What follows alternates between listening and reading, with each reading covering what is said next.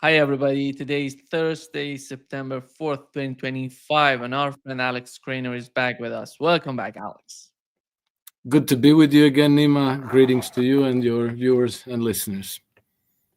Let's start, Alex, with what has happened in China. It was something different, let's put it this way. India joining Russia, China, and Iran, North Korea, and many other countries from but I think the game changer in the whole picture was India, the presence of India. They went there, they tried to get closer to the east. How did you find it? What's going on in the mind of these superpowers? Let's put it this way, in the mind of Russia, China, and India, together with Iran. Well, Nima, it's very interesting, because it always goes back to the question about what is Trump actually doing, because the United States, or we should say the Western Empire, has been courting India for the last 30 years, more or less.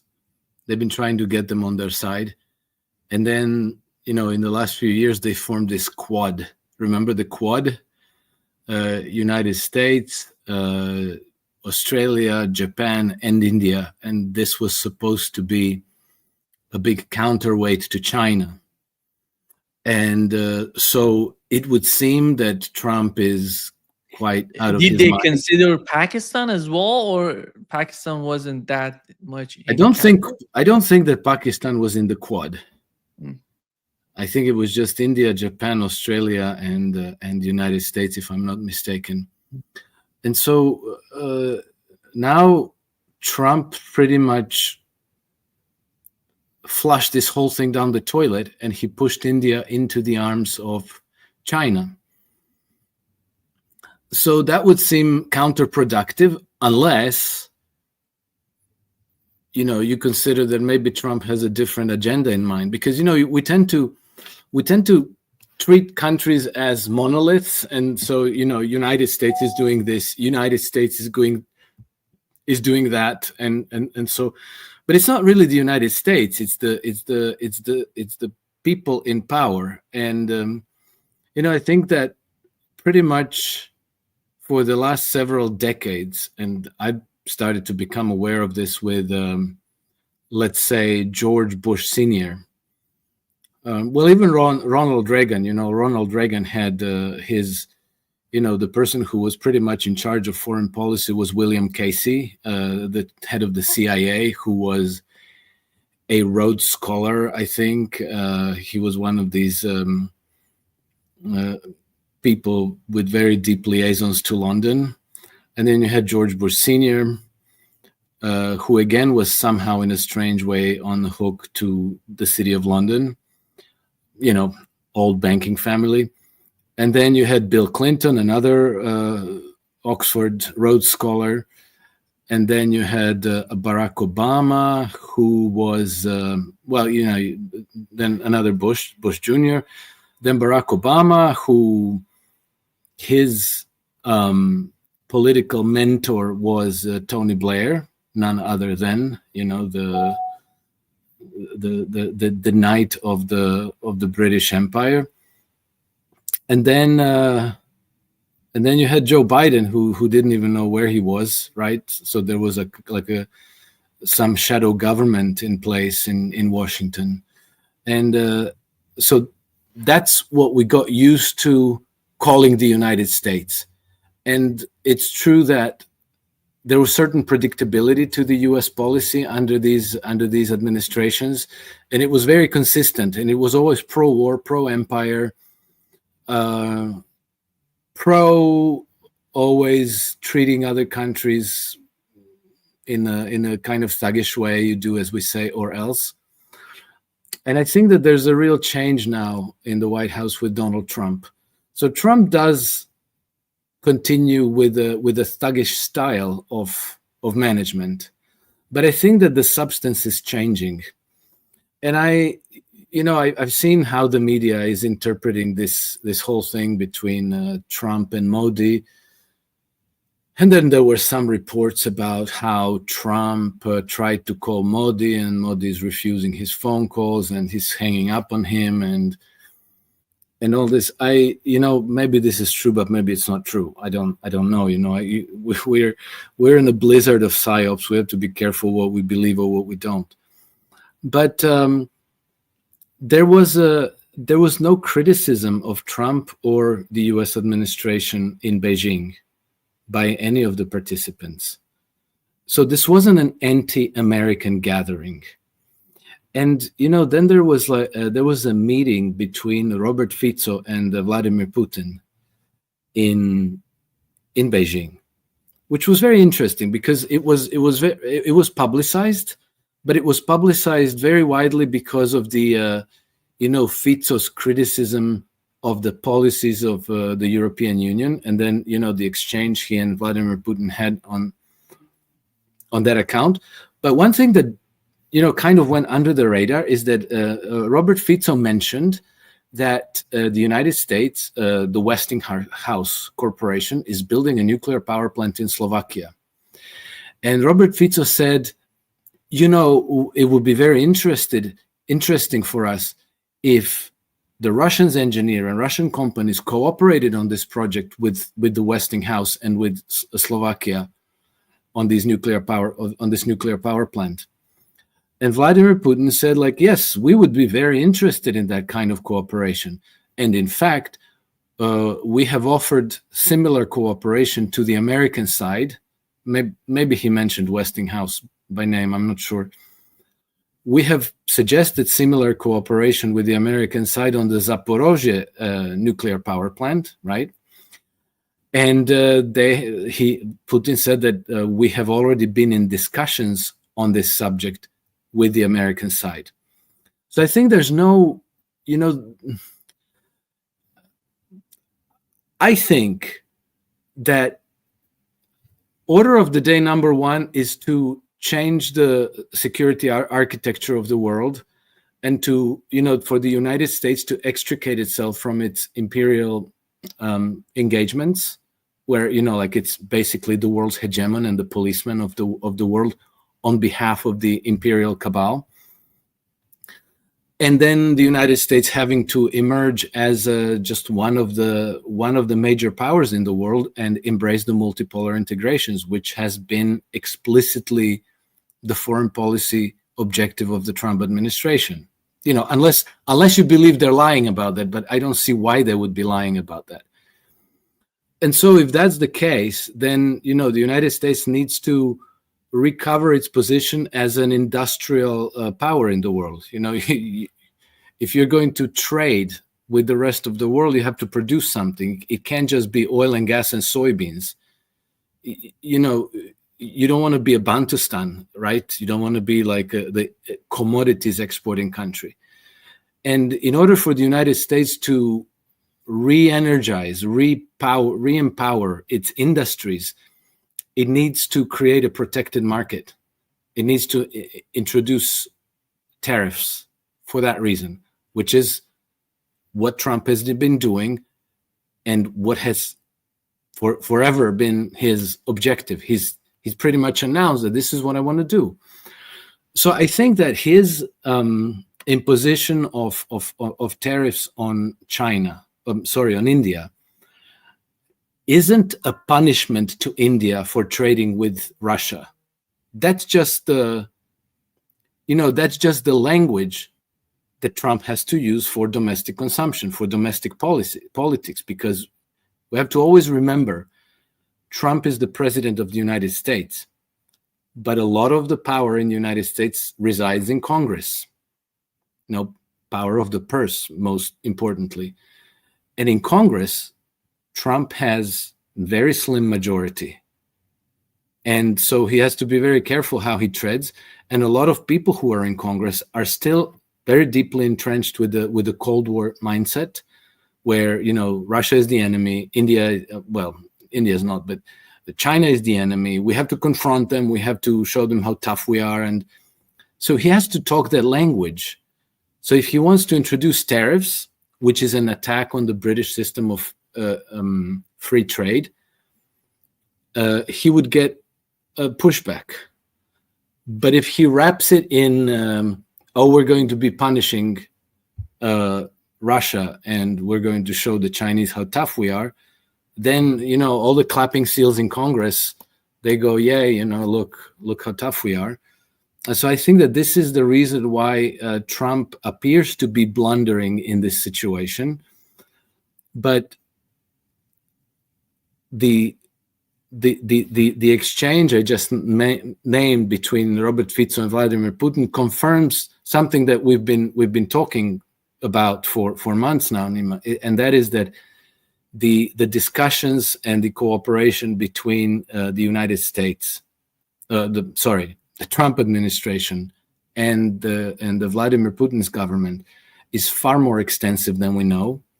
That a lot of these discussions and talks are secret. They are not being disclosed, which is probably part of the reason why just 2 or 3 weeks ago, Tulsi Gabbard said no more sharing of intelligence with Britain, Canada, Australia, and New Zealand about our discussions with the Russians.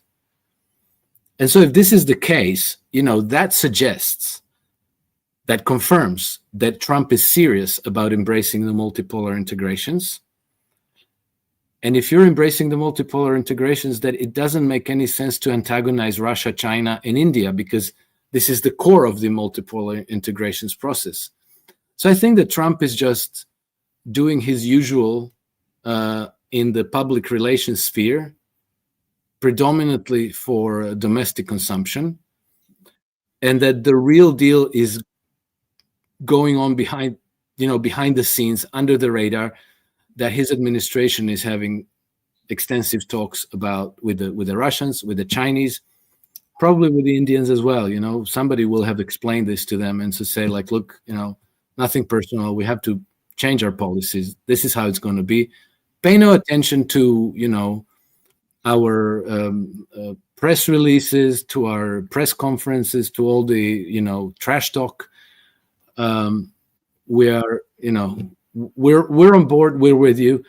And, Trump got the opportunity to say something antagonistic towards the Chinese and towards the whole parade in China 2 days ago on Tuesday in the Oval Office press conference, where some journalists said, like, aren't you worried about this big show of force that the Chinese made? And he says, like, no, absolutely not. I have a great relationship with Xi Jinping, and the Chinese need us. And then, of course, Trump can't help being Trump, so he had to say that the Chinese need us more than we need them, and that the whole reason why they threw this military parade is because they were hoping that I would watch. That's Trump being Trump, unfortunately. But I think that the actual real substance of what is going on behind the scenes are, I would say, good news and positive developments. Yeah. Alex, I think one of the main messages, one of the main points on the part of China, and she told us on Victory Day, he said that the Chinese nation is a great nation that is never intimidated by any bullies and always values independence and forges ahead. Today, humanity again has to choose between peace and war, dialogue and confrontation, win-win cooperation, and zero-sum game. And we had Donald Trump commenting on what has happened in China and his comment on China's military parade. Here is what he said, Alex. Just bring it up. I think, Alex, after all, what's going on in China, what has happened in China is of concern for the military-industrial complex in the United States. Here is what Donald Trump said. I thought it was a beautiful ceremony. I thought it was very, very impressive. But I understood the reason they were doing it, and they were hoping I was watching, and I was watching. My relationship with all of them is very good. We're going to find out how good it is over the next week or two. I think that we helped China very much, as you know, when they talk about freedom. And I don't believe that, and maybe I'm wrong, I hope I'm wrong, but I don't believe that America, that the United States was acknowledged for helping China to gain its freedom. But perhaps that was just a sleight of hand. I mean, I was very surprised. I watched the speech last night. President Xi's a friend of mine, but I thought that the United States should have been mentioned last night during that speech because we helped China very, very much. Yeah, and the main point, in my opinion, is not China is getting prepared to attack anybody. They're trying to tell everybody on this planet that they're prepared to defend themselves and what they have, what they're trying to expand, which it's all about technology and economic ties. You're taking what are these different sources of pressure coming to the president of the United States? Because you can imagine how much he's under the pressure from the establishment. Well, Nima, you know, until Trump took over at the White House, the preparations for war against China were full on. You know, this was not even like, oh, if we can't avoid a war against China, then, you know, we have to be prepared. No, they were preparing for war against China. That was the whole purpose of the Quad. We had on record statements by American military personnel in Taiwan who were telling that we're preparing the theater for war exactly as we did in Ukraine. So I think that the attitude and the mindset of hostility towards China is still prevalent in the American political class. I think that this war was being planned not because anybody even had any delusions that they could win. But you know, empires don't fight wars because they think they will win. They fight wars to keep them going because it maintains a certain cohesion of the society at home. You know, there's big bad external enemy that needs to be fought, and then you can explain all the problems of society. You know, the decaying infrastructure, the decaying healthcare, standards of living, economic crisis, inflation. All of this you can then blame on China. So that's why you need that war. And so I think that there are very powerful vested interests in the United States that still desperately want that war. And so now for Trump to steer the course away from war and towards a completely new kind of foreign policy is delicate and it's complicated. And I think that he has to steer that course very, very carefully. And again, you know, people have to keep in mind that the most important fight that Trump is fighting is actually on the domestic front. Because right now, you know, he has the majority in the Senate, majority in the House, and the White House. Fine. But that majority is very slim, and it could slip away very easily. And so, not only that, but you know, among the so we're talking about a Republican majority, but not all the Republicans are loyal to Trump, and many of them are actually disloyal to Trump. You know, they'll stab him in the back if they get a chance to. And so, this is, you know, I think that people have exaggerated expectations. They think that, you know, Trump becomes president, he gets elected, he walks into the White House, and then he snaps his fingers and everything gets rearranged the way he wants it to. It doesn't work that way.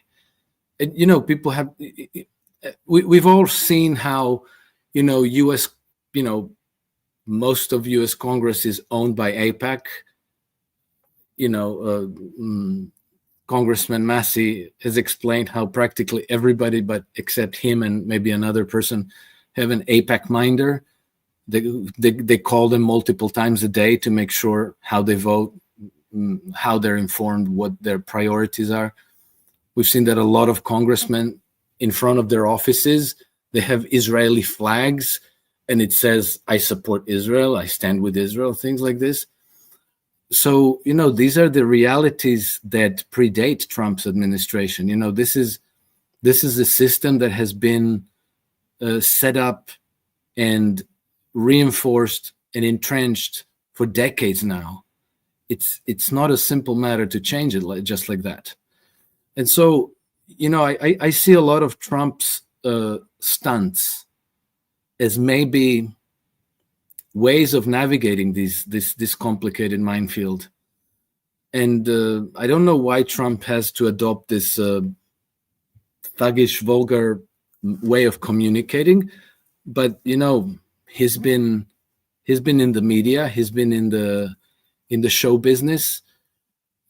Maybe that works in the American culture. Maybe being a Taoist sage and speaking in complex, abstract concepts doesn't work as well. I don't know. It's annoying. It's irritating. It's painful and embarrassing to watch. But so far, I have to say that if you compare where we are today and where we were 7 months ago, I think that the world is in a much, much better shape. I think that the risk of World War III is much, much lower. And I also think that the risk of the United States starting the war against China is also much, much lower. And I think maybe part of that is ejecting India from the Quad into the arms of China, basically dissipating that hostility, that whole setup rigged for the future war. Now, I don't know if that was a deliberate policy on Trump's part, but that's the effect of it, and I think that's good news for everybody else. You remember the head of American military in Japan during the Biden administration said that they're preparing to fight China by 2025, and he literally was talking about the next administration coming. And they may thought that Kamala Harris would win, and they had all these plans prepared to do. But it seems that what's so amazing about him, and I really appreciate that he's honest the way that it was good. That was he doesn't try to diminish what he's witnessing. This is a good point on the part of the president of the United to appreciate what he's facing. For the case of Iran, he did the same thing. I remember he said that, he's not trying to diminish Russia, China, I would say India. But it seems that India is somehow feeling that the United States is prepared to sacrifice India for the sake of what's going on, or the establishment in the United States. I'm not talking about just Donald Trump himself, because it's a whole, there is a lot going on in Washington.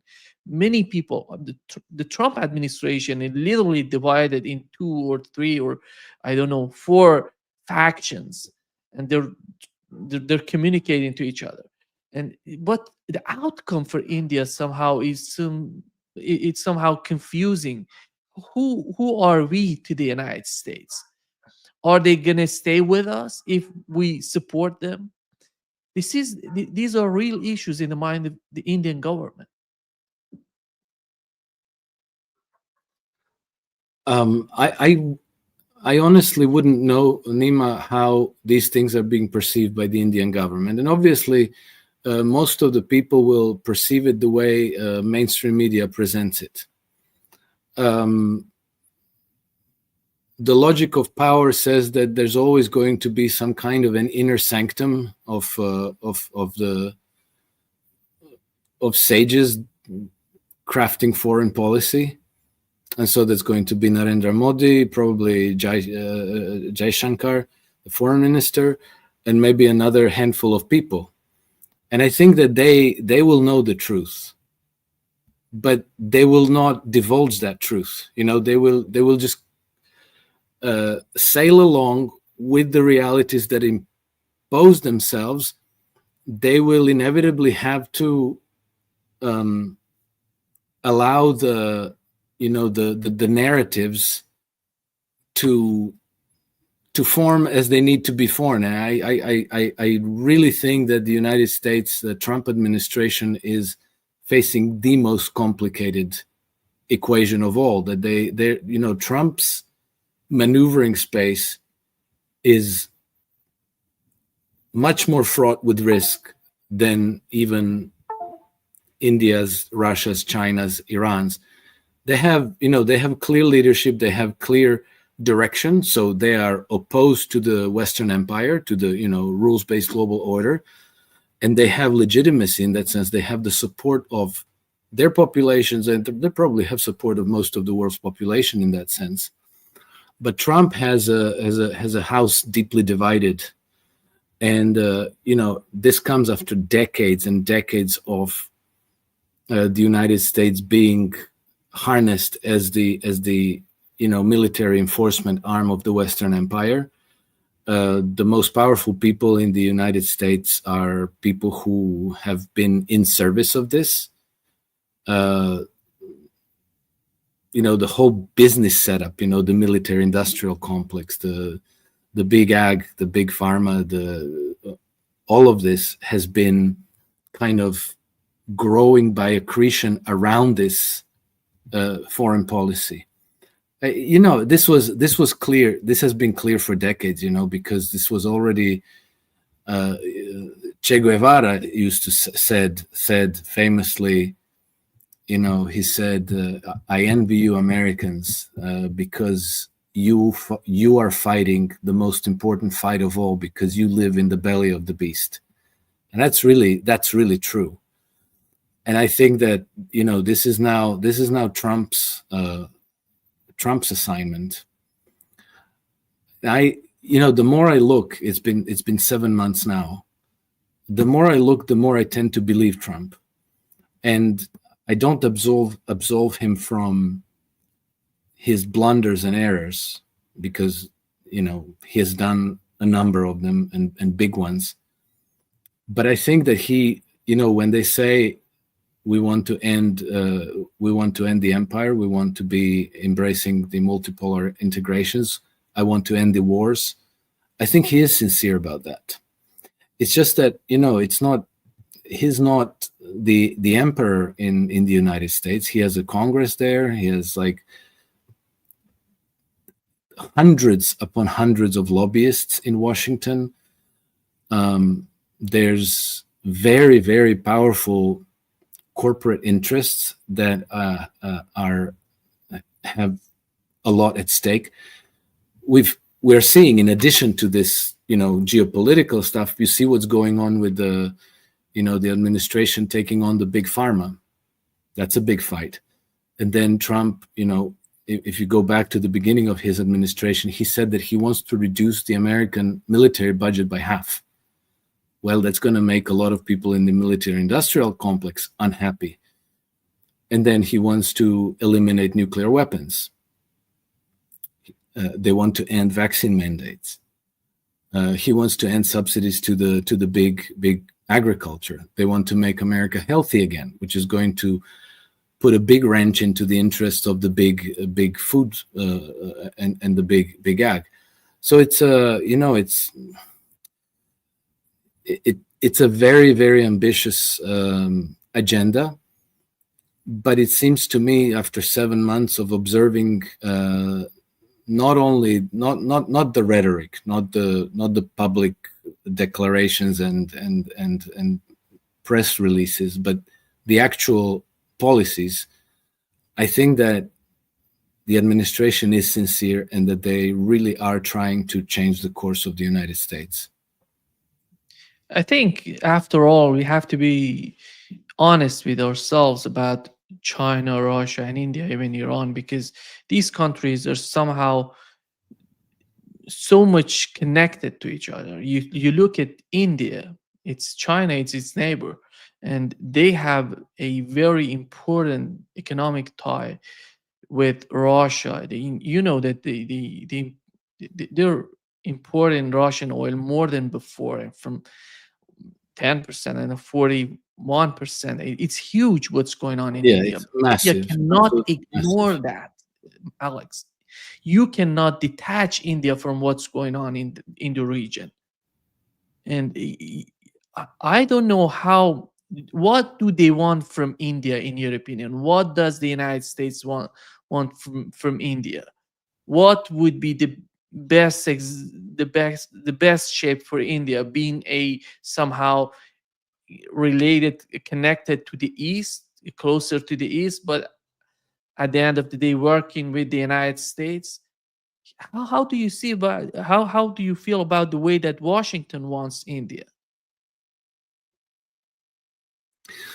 I'm I don't know, to be honest, Nima. I think that, you know, India has to adapt to the changes, and I think that India has been kind of brought into this position exactly because, you know, the previous administrations had an agenda for India. You know, they wanted it as an ally. They, you know, India has 1.4, 1.6 billion people. That's a lot of military age men there. So, you know, if you want to go destroy China, you're going to need, you know, you're not going to be doing it with troops from Singapore or Japan or Australia. You need very large armies. And you know, India has been playing into this in part as well. So now is the time of adjustment. But you know, Trump has made friendly overtures to Russia. Trump has made friendly overtures to China, to North Korea. I think there's no reason why Trump isn't going to be making friendly overtures to India. And I think that they will be able to bridge their differences. But whether Trump administration has particular expectations of India, or, you know, to impose some kind of a regional role on India, I can't say. I genuinely don't know. Yeah. We had Armenia and Azerbaijan being invited to China, and Iran talked with Turkey about what's going on in the region. And am sure that China, I don't know, because China is not just about Russia and Iran and the security of the region, is about China as well, and the Belt and Road Initiative. You know, it, it, it the picture is much more complex than what the way that somehow we're talking about the security, the way Iran sees the northern border of Iran, and how Israel used them to attack Iran. But it's a minor issue when it comes to the big picture of what's going on there. How do you see these two countries, the way that China, I would say, tried to bring them into the calculation, or they may had some sort of talks during the meeting they had in China? Sorry, just to make sure I understand, are you talking about Iran versus Azerbaijan? I'm talking about Armenia, Azerbaijan. Armenia, Azerbaijan. Yeah. Yeah, that's interesting, Nima. Well, I think that Azerbaijan is going to have to climb off their horse and adapt to the changes that are happening on the Eurasian continent. And first of all, I think that they are putting themselves in the position of Ukraine in a way. You know, they're putting themselves at risk of being destroyed.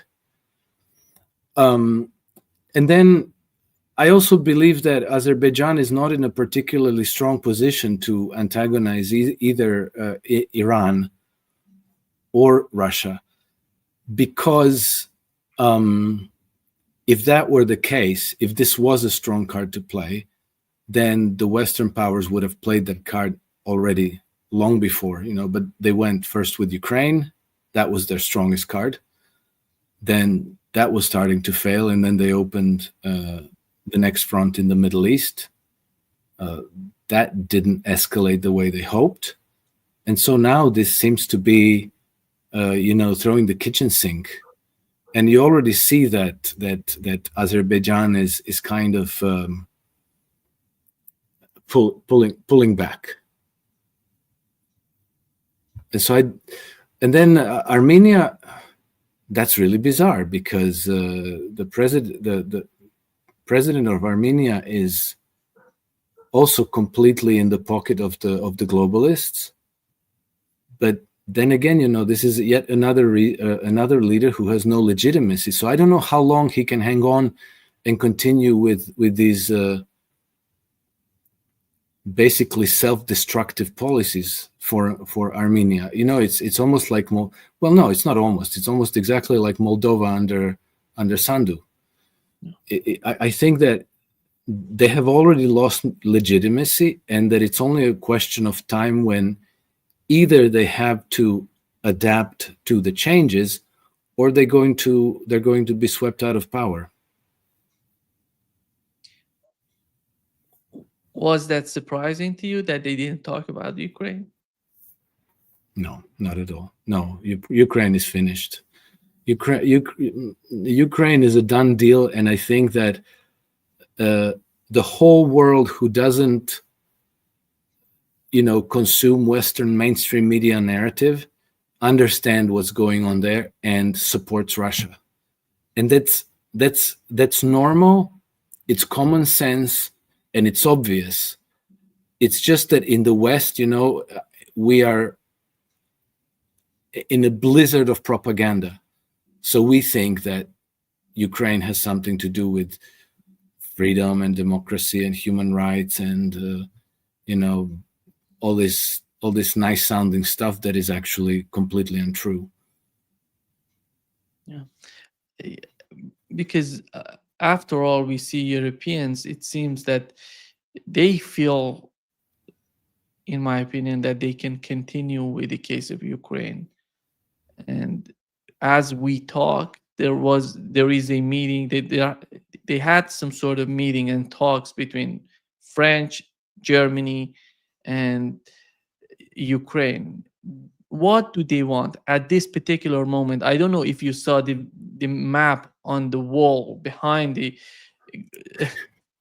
Gerasimov, yeah. It shows that all of Ukraine, all the eastern part of Ukraine, and going to not just 4 oblasts that are already part of Russia, but Odessa, Nikolaev, going up to Kharkov, they're all part of Russia on the map. Nima, I have to say, I did see that. And I have to say that I suspect that that's also a psyop. Because I think that for Russia, the pivotal question for Russia is whether the government in Kiev realigns back with Moscow, becomes a friendly, neutral state again, or whether they remain loyal, a loyal vassal of the West. That changes everything. If the government in Kiev realigns back with Moscow, then it becomes, with over time, it will become like Belarus today. Almost like an autonomous part of Russia, of the completely within the Russian sphere of influence. And then, of course, obviously the Russians would have a great deal of control over Ukraine's government, and they would be able to neutralize threat to their security without having to conquer Ukraine militarily. And at that point, which is maybe some years into the future, I see no difference essentially whether you get to that objective through military conquest or through just making sure that there's a changing government in Kiev and that the new government is loyal to you. And military conquest is always a lot more expensive. So I think that if you can avoid it, you would want to avoid it. And so to put the map like that for everyone to see, I thought that was a psyop for some reason. And obviously it made everybody's head explode in the West. Maybe it was just a prank, who knows? Maybe they want to have that part of Ukraine being somehow totally governed by Russia. I'm not talking about capturing the buffer zone that we were talking about, Odessa, Nikolaev, going up to Kharkov, and considering that as a buffer zone, but having some sort of autonomy, some sort of self-governance, and that may be the future in the mind of Russians. Well, yes, I think so. But you see, if you go by the means of military conquest, so you're going to have to do a lot more fighting. Then your troops are going to go in to, let's say, Zaporozhye, into Kharkov, into Odessa, and all these places. And then you're still going to have to rely on the local structures of government to implement certain policies that you want, so that Ukraine is no longer a threat to you, so that it's a nation that cooperates, that's neutral, that doesn't go into NATO, that doesn't host foreign troops, that doesn't acquire nuclear missiles, that doesn't install American missile launch facilities, and so forth. You have to do that through the local government still. The only thing that changes is if you go by, let's say, just changing the government in Kiev. Same thing happens, but without your troops having to go into Odessa and Kharkov and all of this. So you're going after the same objective. You're going to have to use the same means. The only difference with military conquest is that your troops are going to go in first, and they're going to exert pressure on local governments. If the troops don't go in first, you're going to exert pressure on local governments through the central government. But you're going to end up at the same place. Obviously, military conquest could be quicker, but it's more expensive. It costs lives. It costs destruction of the country. You're going to be in one way or another responsible for the reconstruction. So I don't know, but it seems to me that the Russians are not particularly keen on military conquest and waging war. But I think they are after taking control of Ukraine. Here is, Alex, here is what NATO Secretary General said about China. China are investing heavily to build up and modernize their militaries. Their defense industries are producing weapons and heavy military equipment at a remarkable, I might say, at a staggering rate.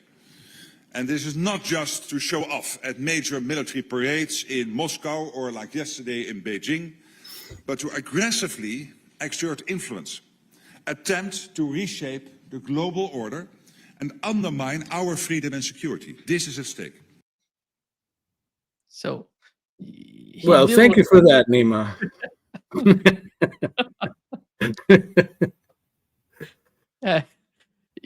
He's just putting out the facts, but at the end, he just somehow tried to see what they're doing is aggressive because they're diminishing our dominance.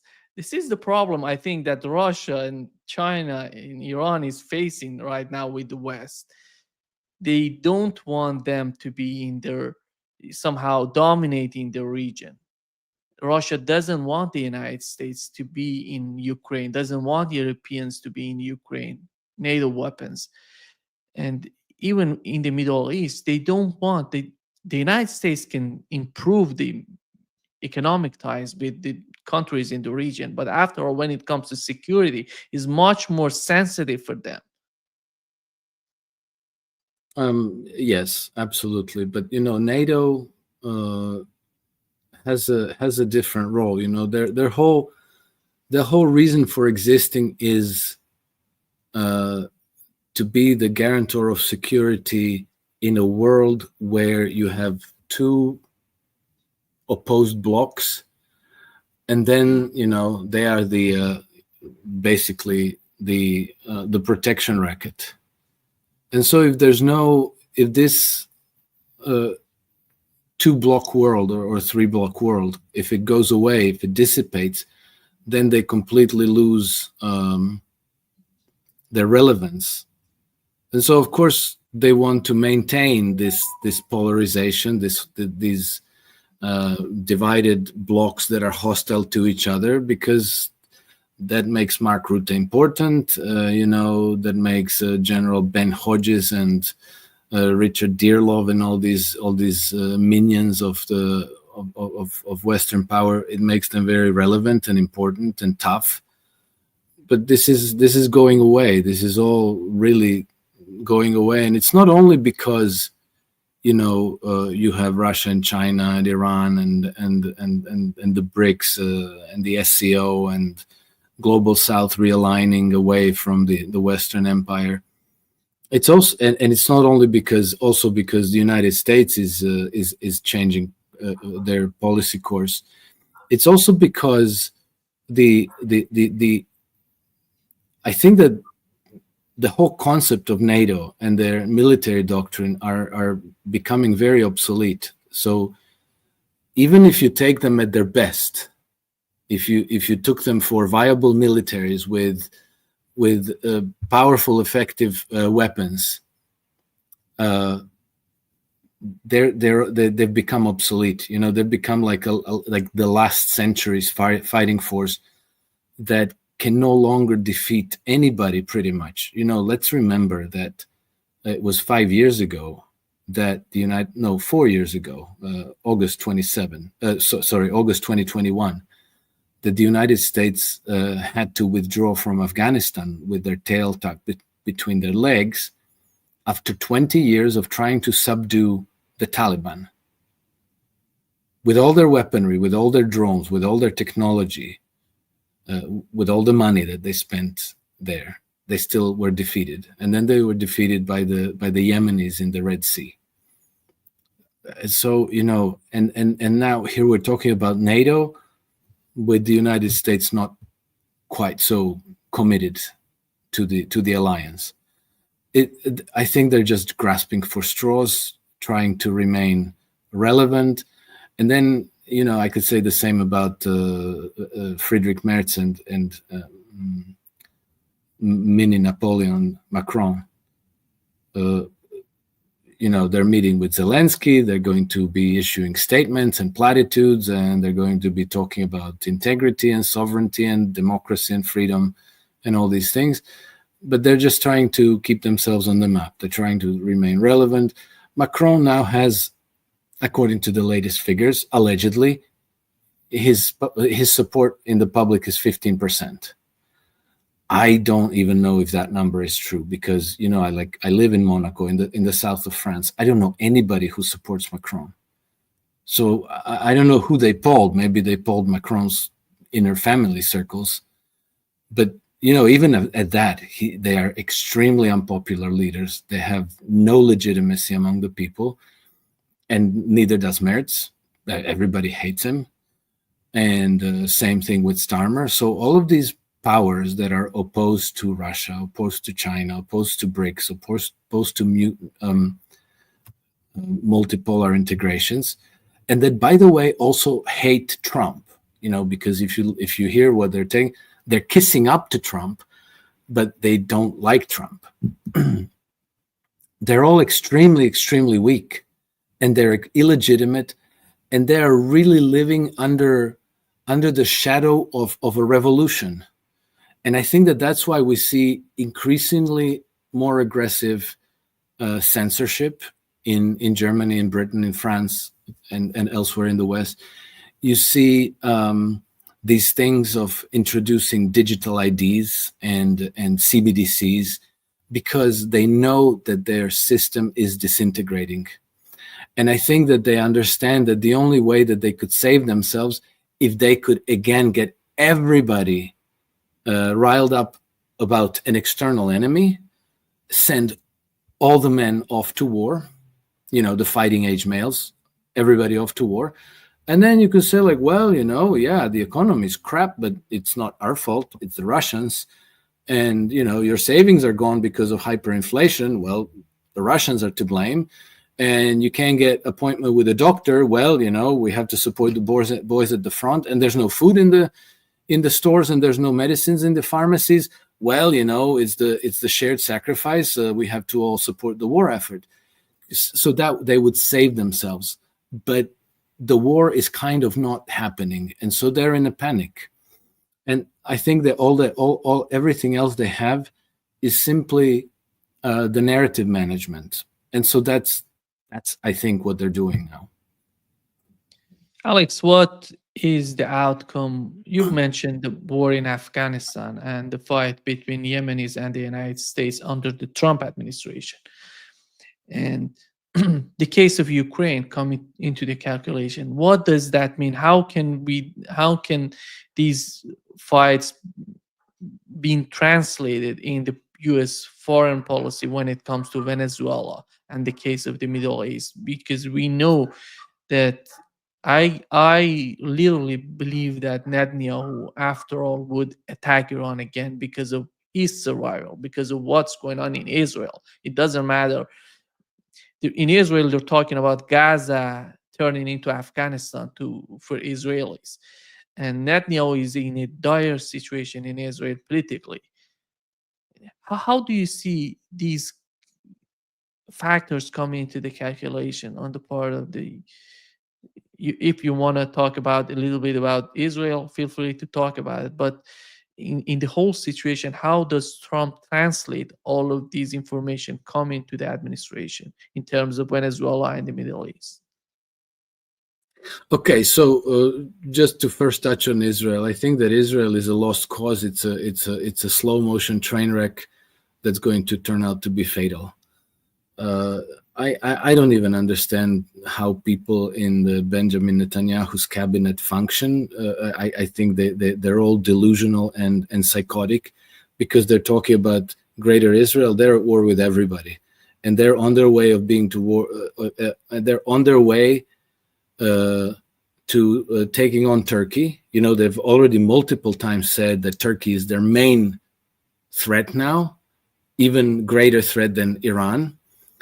So they're preparing for that war, and they are saying that they will. Oh yeah, totally. We have to go again and go to war against Iran, which can literally wipe them off the face of the earth.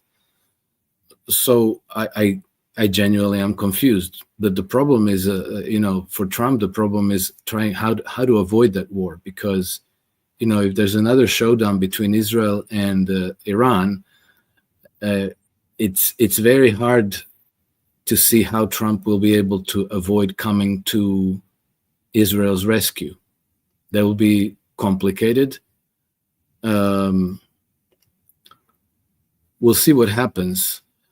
When it comes to Venezuela, I think this is a stunt again. I don't, Trump is talking about.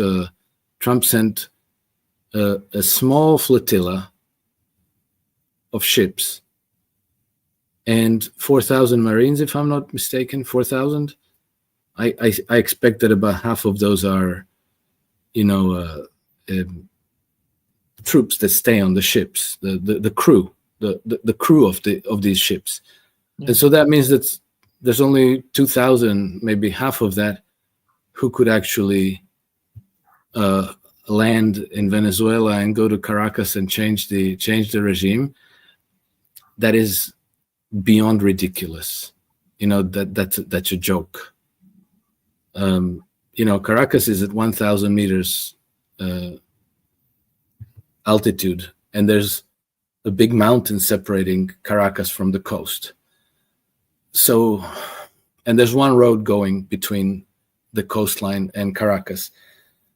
So how you could even dream about regime changing Venezuela with 2,000 Marines?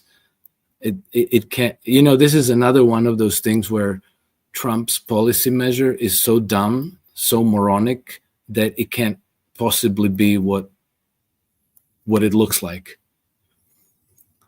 So I take it as a stunt, and we'll find out. Maybe they build up bigger forces, and maybe they send reinforcement, and maybe if they bring 200,000 Marines to the Caribbean and get them ready to launch an invasion of Venezuela, that looks more like the like the force that you would need. But maybe even that's not enough.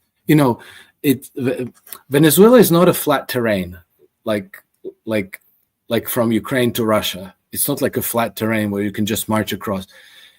It's like a big mountain that goes very high up. It's very steep. It's practically tropical vegetation, and then descends down into Caracas.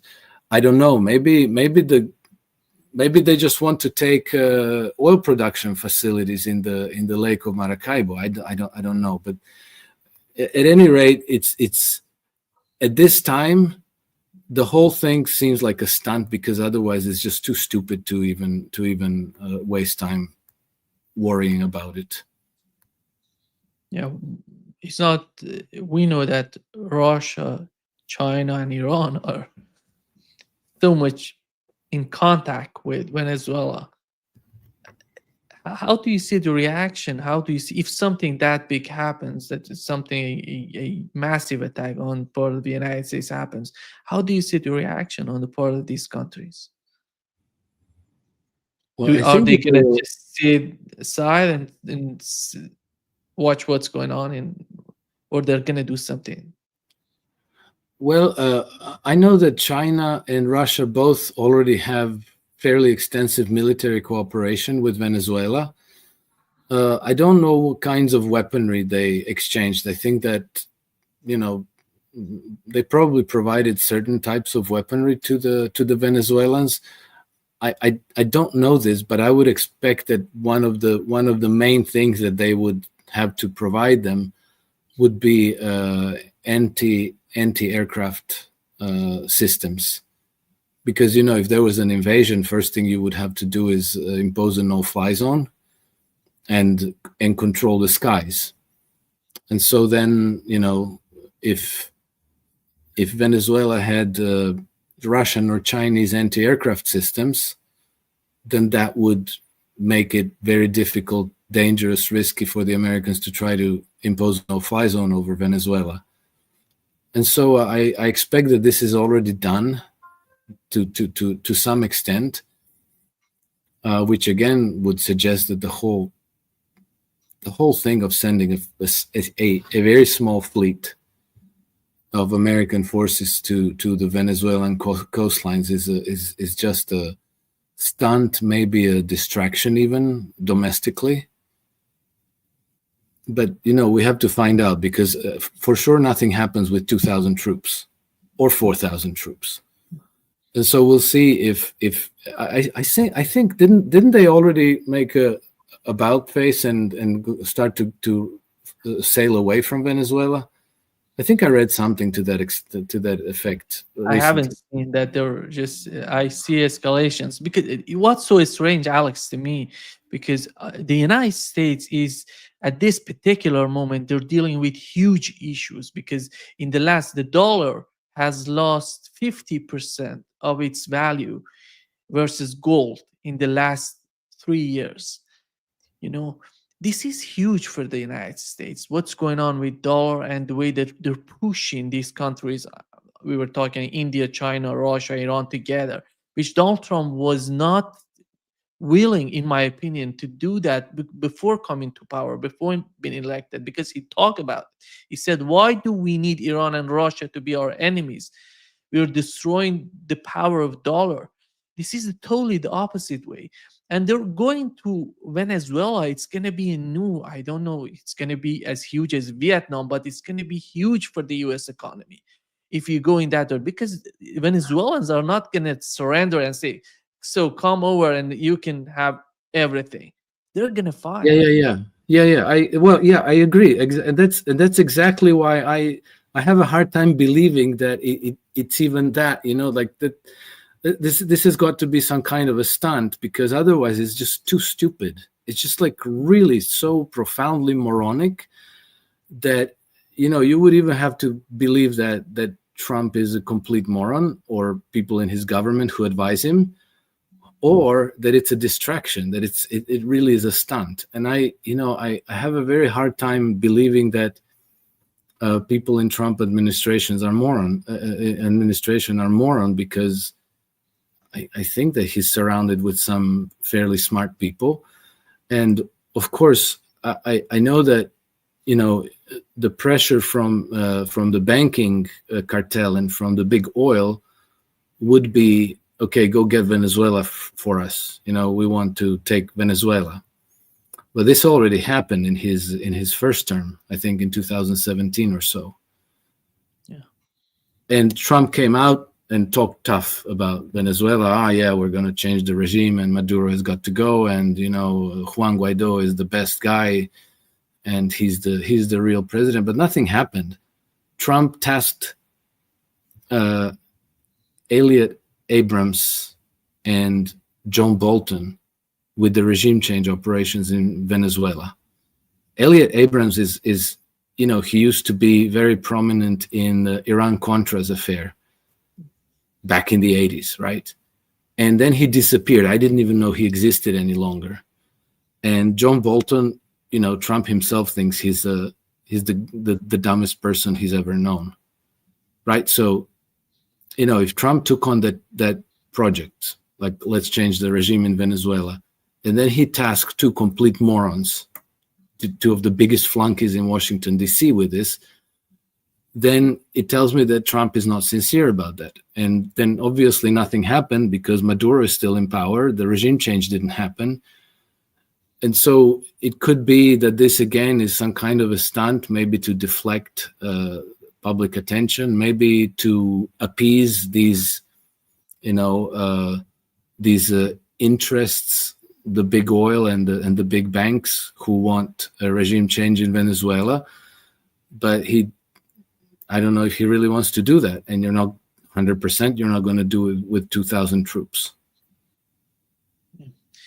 What we've learned from the Iranian side, Alex, that they had a very important meeting between Iran and China in terms of the defense systems of Iran.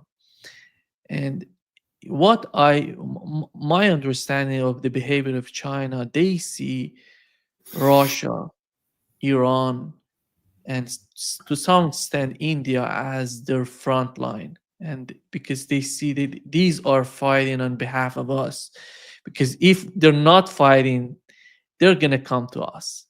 And Yes. so we have to continue support these countries in order just to convince the West not come to us, because that would hugely influence the economy of China and the future of China. How do you see that mindset? How do you see the way the cooperation between the three countries, I would say Iran, China, and Russia, and the way that to what extent you see China supporting these? The case of Ukraine, I think, is just getting away because there is nothing there in Ukraine to be saved on the part of the West. But still, they may consider the case of Iran. Iran goes away from the picture, Russia would be hugely in trouble from the southern part. China's security in terms of energy would be hugely influenced by any change in Iran. How do they want Iran to be? How do they, to what extent they're prepared to support Iran, Russia and China, in your opinion? I expect that they will go 100% all the way, because these three powers very much depend on one another. As you noted, Russia is very, very vulnerable to jihadis, which are now a relatively large force, and they are controlled by the British. And the British have already cultivated the jihadi forces for the last 15, 20 years. And they actually, Britain doesn't hardly have a military, but they are using the jihadis as their proxy forces. And so, Russia surrounded with, Dagestan, Chechnya, Kazakhstan. These are all the South Caucasus, Azerbaijan. All these areas are porous, and from there, Russia is very vulnerable to a reemergence of Islamic terrorism aimed at destabilizing Russia. then China, if for some reason the West prevailed in Ukraine, they won, and they managed to overturn the regime in Russia and topple Vladimir Putin, and put in place some Russian Zelensky in the Kremlin. They would do, a president who would be controlled by Western powers. They would do exactly with Russia as they did with Ukraine. That is, they would weaponize Russia against China. So the Russian military, their weaponry, would now become a threat to China, and a huge threat. And so obviously, for Chinese, it's existential to support Russia and to support the Vladimir Putin's regime. Yeah. And then, for Russia, China is equally important as a trade and export market, as a country with which they can exchange technologies, have access to the Eastern Pacific, to the Western Pacific.